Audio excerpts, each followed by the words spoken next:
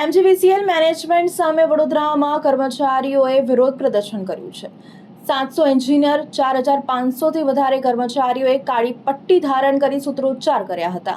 મધ્ય ગુજરાત વિદ્યુત કામદાર સંઘ અને જીબી એન્જિનિયર્સ એસોસિએશનના સંયુક્ત ઉપક્રમે રેસ્કો સ્થિત એમજીવીસીએલ કચેરી ખાતે કાળી પટ્ટી પહેરી સૂત્રોચ્ચારનો કાર્યક્રમ રાખવામાં આવ્યો હતો।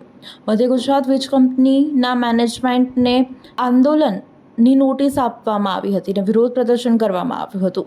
આ પ્રદર્શન માત્ર વડોદરા પૂરતું સીમિત ન હતું। મધ્ય ગુજરાતના 7 જિલ્લાઓમાં એમજીવીસીએલની 128 પેટા સબ ડિવિઝન, 18 ડિવિઝન અને 5 વર્તુળ કચેરીઓમાં પણ આજે વિરોધ નોંધવામાં આવ્યો હતો। વડોદરા કોર્પોરેશન કચેરીના આશરે 700 જેટલા એન્જિનિયર્સ અને 4500 જેટલા કર્મચારીઓ કાળી પટ્ટી ધારણ કરી એમજીવીસીએલ મેનેજમેન્ટ વિરુદ્ધ વિરોધ પ્રદર્શનમાં જોડાયા હતા। મેનેજમેન્ટના વિરોધમાં એમજીવીસીએલ કોર્પોરેટ કચેરી ખાતે 5000થી વધુ કર્મચારીઓએ કાળી પટ્ટી બાંધી સૂત્રોચ્ચાર કર્યા હતા। અમે સંયુક્ત સંકલન સમિતિના નેજા હેઠળ 1 મે અમે આંદોલનની નોટિસ 5-6 મુદ્દાના કાર્યક્રમથી આપવામાં આવેલી હતી અને એ 5-6 મુદ્દાના 25 દિવસ થઈ ગયા, ત્યાર સુધી કોઈ નિરાકરણ આવેલા નથી કે નથી કોઈ અમને મેનેજમેન્ટે બોલાવ્યા। એનો પહેલો મુદ્દો છે અમારો કે જે અત્યારે માનનીય મંત્રીશ્રી ઉર્જા મંત્રીશ્રી ઋષિકેશ પટેલ સાહેબ અને માનનીય રાજ્ય કક્ષા મંત્રીશ્રી કૌશિકભાઈ વેકરિયા સાહેબ એમણે જે કીધું છે કે ભાઈ મેન્ટેનન્સનું કામ કરાવડાવો અને ચોમાસા દરમિયાન વીજ પુરવઠો જળવાઈ રહે તેવી એમણે ચિંતા કરી છે।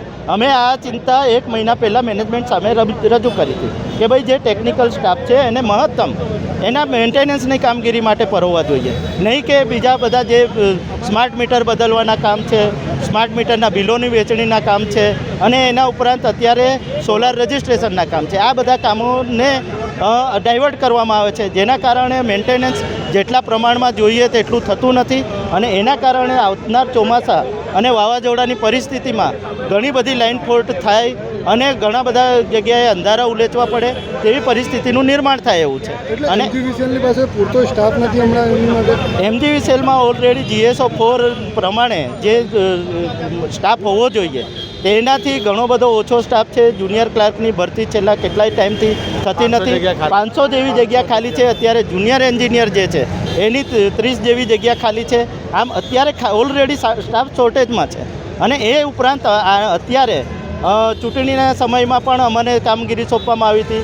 અત્યારે ઘણી બધી જગ્યાએ વસ્તી ગણતરીના પણ કામની સોંપણી કરવામાં આવી હતી।